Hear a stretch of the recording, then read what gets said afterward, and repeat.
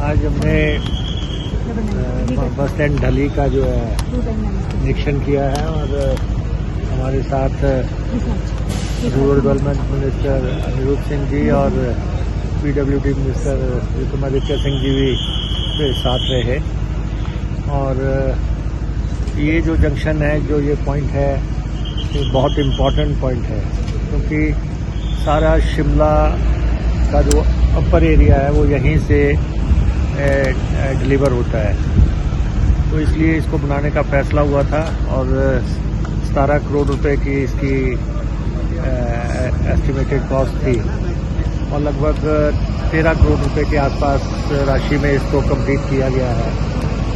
और हमारे 2 RMs यहाँ पे बैठते हैं और शॉपिंग कम्प्लेक्स साथ में बनाया गया। और ये जंक्शन वैसे भी हमारे लिए बहुत इम्पोर्टेंट है कि हमारी बहुत जो बसेस हैं उनकी रिपेयर का काम भी वर्कशॉप है हमारी यहाँ पे। वर्कशॉप की वजह से भी ये स्थान हमारे लिए बहुत उपयुक्त है। तो इससे डिकंजेशन हो गई एक तो एरिया की, और ढली की लुक में बदलाव आया है। और जब हमारा सेकंड फेज शुरू होगा जिस पे हम लगभग 24 करोड़ रुपया खर्चा करने जा रहे हैं यहाँ सेकंड चरण में, तो उसके बाद ये एरिया काफ़ी खूबसूरत हो जाएगा और डिलीवरी पहले से कहीं इम्पोर्टेंट हो जाएगी। तो उस पर डिस्कशंस चल रही हैं। बहुत जल्दी इसका उद्घाटन होगा और उसका फाउंडेशन स्टोन होगा। तो जो लोकल मिनिस्टर्स हैं हमारे अनिरुद्ध सिंह जी और विक्रमादित्य सिंह जी, हम उनका भी इनपुट लेना चाह रहे थे कि क्योंकि उनके एरियाज़ हैं और उनके एरियाज़ को बसेस जाती हैं, तो उनसे भी कंसल्टेशन कर रहे हैं। और हमारे ऑफिसर्स, हमारे MD और हमारे दूसरे जितने भी यहाँ पे ऑफिसर्स हैं वो सारे बधाई के पात्र हैं कि अच्छा काम कर रहे हैं। और साथ में हमारे जो ड्राइवर, कंडक्टर्स, कार्यशाला में जो लोग लगे हुए हैं, और हमारी कोशिश है कि हम HRTC को ऐसे मुकाम पे ले आएँ क्योंकि 50वां साल चल रहा है HRTC का। 50वें साल में हम प्रवेश कर गए हैं और ये अक्टूबर में हम उसकी सेलिब्रेशन करने जा रहे हैं। तो 50 साल में HRTC ने बहुत सेवा की है हिमाचल वासियों की जब से ये शुरू हुआ।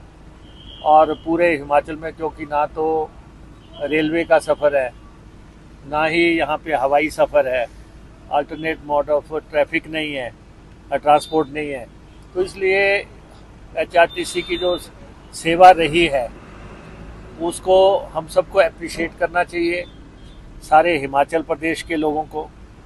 और हम 3000 से ज़्यादा हमारे पास गाड़ियाँ हैं और गाड़ियों में हम जो हमारी 8 साल बसेस चल गई हैं या जो 8-9 लाख किलोमीटर जो बसेस चली गई हैं, हम उनको रिप्लेस करने जा रहे हैं। और 300 तो हम इलेक्ट्रिक बसें खरीदने जा रहे हैं और 300 ही हम डीजल की बसें खरीदने जा रहे हैं। और बहुत जल्दी ये काम हम करेंगे। और उसके बाद वॉल्वो का सारा फ्लीट हम बदल रहे हैं। 24 बसें हैं, 24 की 24 हमने बदलने के निर्देश दे दिए हैं, फाइनेंशियल अरेंजमेंट उसका कर दिया है। और 100 हम टेम्पो ट्रैवलर खरीदने जा रहे हैं क्योंकि कई जगह लंबी बसें जा रही हैं जहाँ सवारी नहीं है।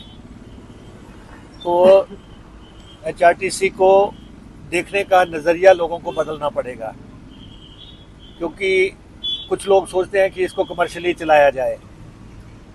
तो ये कोई सिर्फ कमर्शियल चलाने का इंस्टीट्यूशन नहीं है, ये हिमाचल एक वेलफेयर स्टेट है।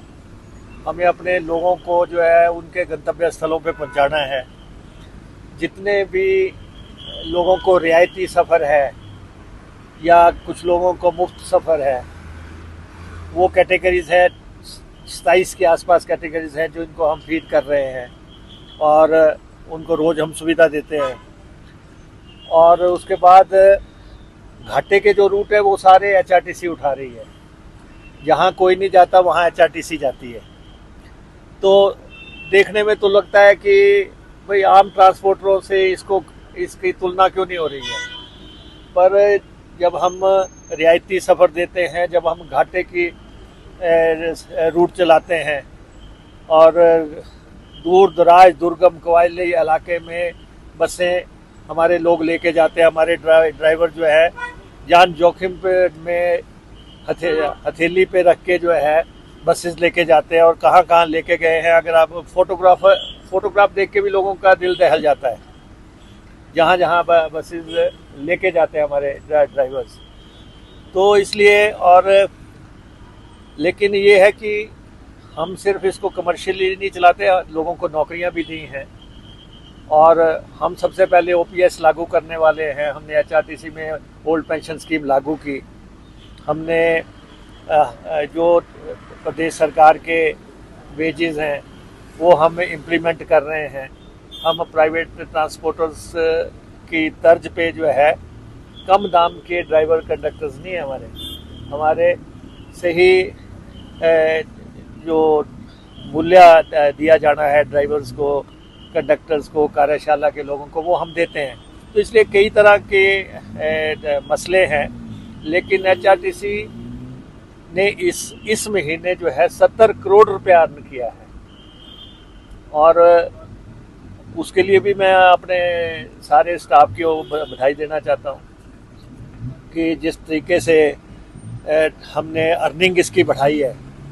हम कोशिश कर रहे हैं कि सरकार की बैसाखियों को जितना कम किया जा सके हम करने की कोशिश कर रहे हैं, लेकिन सरकार को हम सर्विसेज भी दे रहे हैं। ये नहीं है कि हम सरकार से पैसा लेते हैं, उसकी एवज में हम सरकार को सर्विस भी दे रहे हैं, चाहे वो रियायती सफ़र है, चाहे वो